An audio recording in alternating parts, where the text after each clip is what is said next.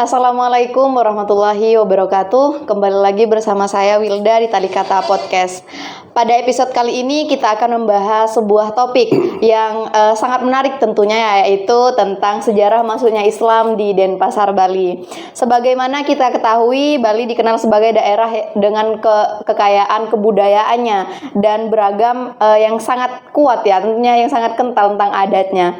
Namun di balik itu terdapat juga perjalanan sejarah bagaimana Islam hadir dan berkembang di tengah masyarakat Bali yang sangat kental dengan adatnya ini. Melalui podcast ini kita akan menggali bagaimana awal mula Islam datang di Denpasar. Kali ini saya ditemani dengan narasumber istimewa kita yaitu Dr. Haji Mahfud MA. Apa kabar Pak Ustadz? Alhamdulillah sehat. Alhamdulillah, semoga terus diberi kesehatan oleh Allah Subhanahu wa taala. Puasa yang ke-19 nih. Iya.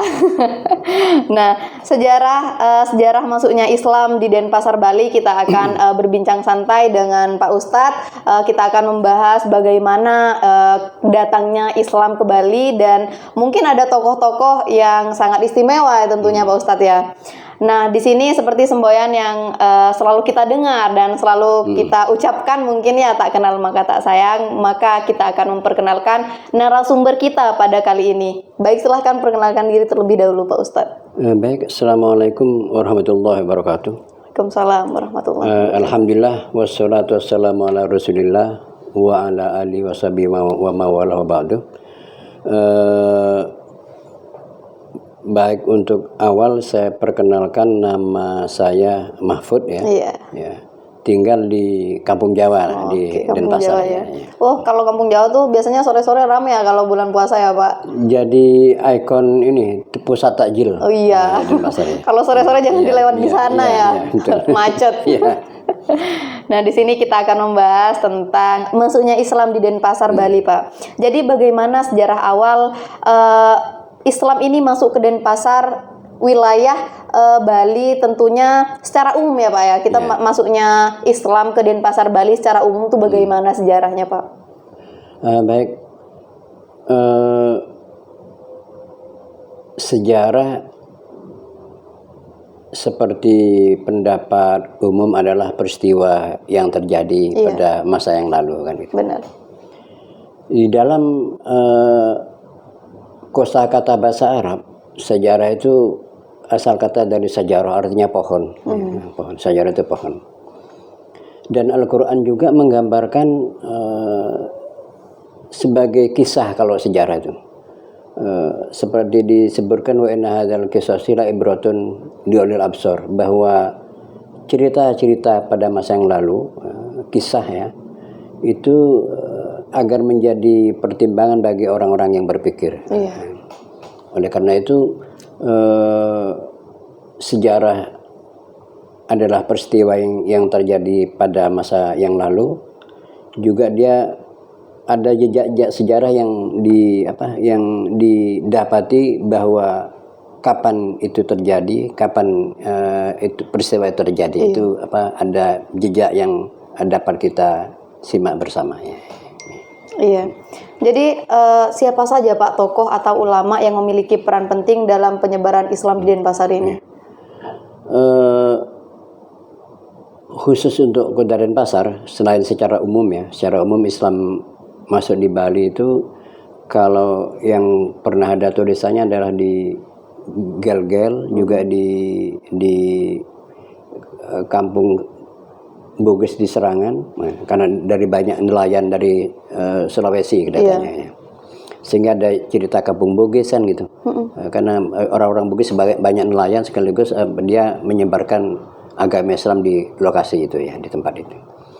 Untuk di Kota Denpasar itu khususnya di Kampung Jawa, terkenal Kampung Jawanya. Jadi kalau orang-orang saudara Hindu kita tanya dari mana, terutama sekarang terkenal dengan Kampung Wanasari. Tapi umumnya orang nyebut Kampung Jawa. Kampung Jawa. Karena walaupun umumnya mayoritas Madura, tapi kan masuk Jawa jadi panggilannya dari Kampung Jawa orang menyebut dia. Terakhir oleh pemerintah diganti namanya menjadi Dusun Wanasari ya. Jadi penjaluran Islam di Denpasar ini melalui jalur apa? Islam pertama kali masuk di Bali apakah mungkin dari perdagangan, dakwah, atau mungkin hubungan kerajaan atau sebagainya, Pak? Ya. Baik, untuk khusus di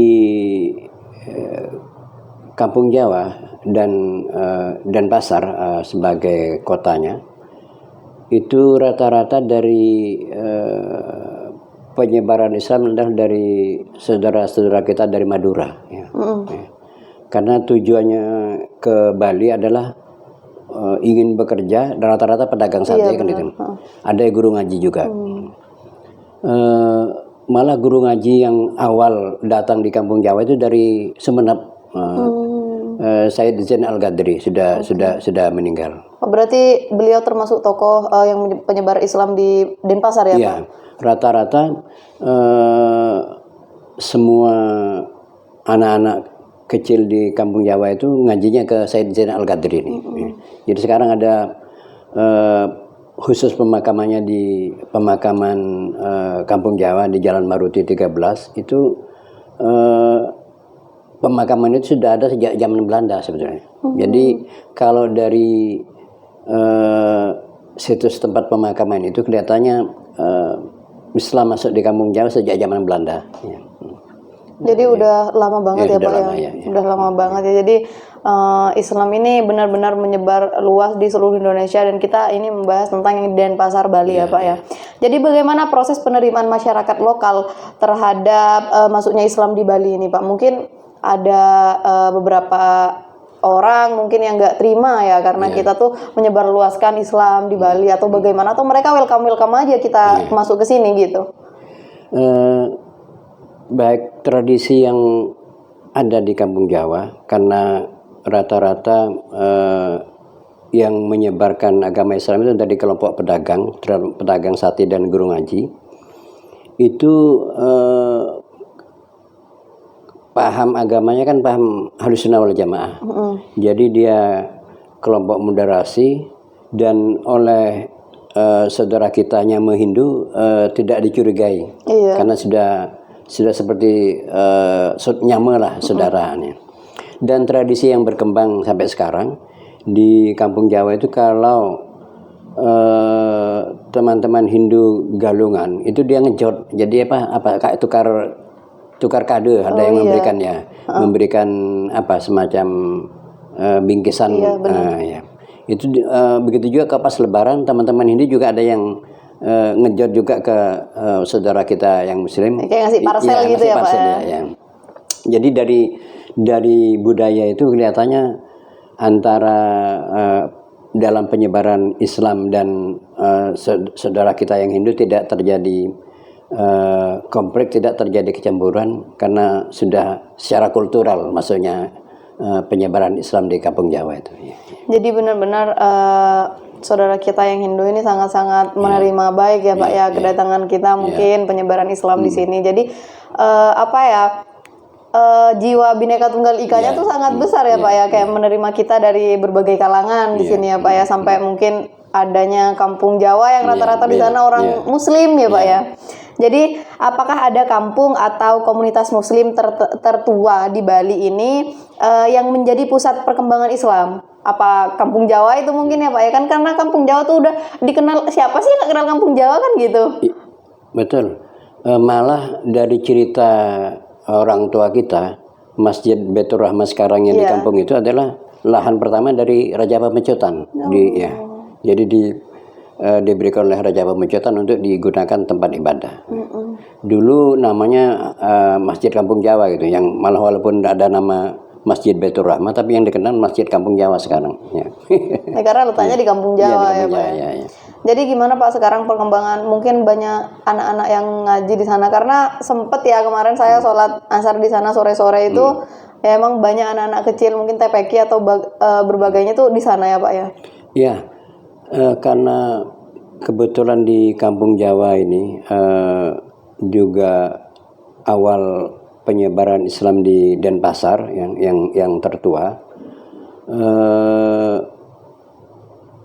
Di sana sudah berdiri ada 4 madrasah, 4 yayasan, juga masjidnya malah terakhir diresmikan oleh Menteri Agama Lukman Hakim ya untuk peremajaan waktu rehab untuk masjid di Kampung Jawa itu. Dan setiap bulan Ramadan malah menjadi ikon pusat takjil yang terkenal. Jadi teman-teman saudara Hindu kita walaupun tidak berpuasa tapi mencari takjil di Kampung Jawa. Jadi sangat-sangat bermanfaat ya Pak tempat itu ya Pak ya. Masjidnya juga luas dan bagus ya Pak ya, Baitur Rahman itu. Jadi bisa untuk kita beribadah gitu. Nah, ngomong-ngomong ibadah, kita kali ini ada di bulan puasa di mana kita harus menjaga tubuh kita supaya fit. Di sini kita punya madu talita. Baik, kita sudah terbiasa untuk madu talita ini, terutama pas waktu berbuka, kemudian menjelang makan sahur. Benar. Ya. Jadi ini bisa membantu tubuh kita menjadi fit dan mungkin menambah stamina kita untuk berpuasa keesokan hari. Jadi jangan lupa diminum madu talita. Ya. Nah, lanjut ya Pak, pembahasan kita tentang masuknya Islam di Denpasar Bali ini. Sebenarnya bukan hanya di Denpasar ya, tapi kita yang mencakup di Denpasar aja nih kita pembahasannya. Sebenarnya kalau misalnya berbicara tentang Islam, kita tuh sebenarnya nggak ada habisnya ya Pak, karena emang sejarahnya banyak banget ya. Jadi bagaimana bentuk akulturasi antara budaya Bali dengan tradisi Islam yang berkembang di masyarakat. Kan biasanya kalau misalnya Maulid Nabi itu ada pengajian terus kita ambil telur, itu bagaimana Pak respon masyarakat Hindu itu? Baik, masuknya Islam di Kampung Jawa itu kan tidak murni dakwah khusus penyebaran Islam, tapi lebih banyak melalui jalur perdagangan. Ya. Dia berdagang seperti biasa, terutama rata-rata pedagang sate, dan tujuan mereka bekerja dan berdagang itu adalah yang penting bisa berhaji sebetulnya. Jadi tujuan utama mereka berdagang yang penting bisa berangkat haji melalui perdagangan di Kampung Jawa itu. Makanya rata-rata mereka hampir 90% sudah haji semua penduduk di Kampung Jawa. Masya Allah, alhamdulillah ya. Karena tujuan mereka adalah ingin berhaji melalui perdagangan di Kampung Jawa itu. Jadi untuk Pak Ustadz kan udah jadi